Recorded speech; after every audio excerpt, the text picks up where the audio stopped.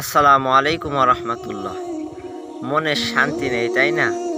যেখানেই যান সেখানেই সমস্যা। দুনিয়ার মানুষ সবচাইতে বেশি অভাবে যেটা আছে আমার মনে হয় সেটা হলো শান্তি। মানুষ শান্তি কোথাও খুঁজে পায় না। তো শান্তি কোথায় আছে, চলুন আসল রহস্যটা কোরআন থেকে জানা যায়। সুন্দরী নারীতে শান্তি নাই, বাড়ি গাড়িতে শান্তি নাই, বরং এগুলি দিয়ে অশান্তি আরো বাড়ে। শান্তি কিসে হবে? আসল শান্তি কিসে? ইন্ডাস্ট্রিতে নয়, বাড়িতে নয়, গাড়িতে নয়, সুন্দরী নারীতে নয়। আসল শান্তি হচ্ছে পিস অফ মাইন্ড। সেটা কি? আল্লাহ পাক বলছেন, আলা বিযিকরিল্লাহি তাতমাইন্নুল কুলুব। জেনে রাখো, একমাত্র আমার জিকির, আমার স্মরণ মানুষের অন্তরাত্মাকে ঠান্ডা করে দিতে পারে। সুবহানাল্লাহ।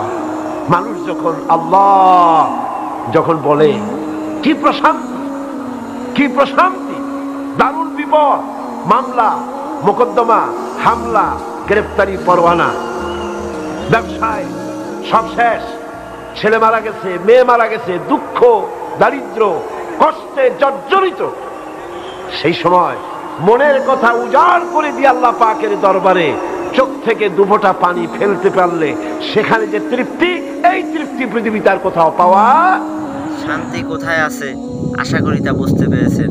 আল্লাহ তাআলা তার থেকে আমাদেরকে ফিরে আমাদের অন্তরে শান্তি স্থাপন করার তৌফিক দান করুন। আমিন।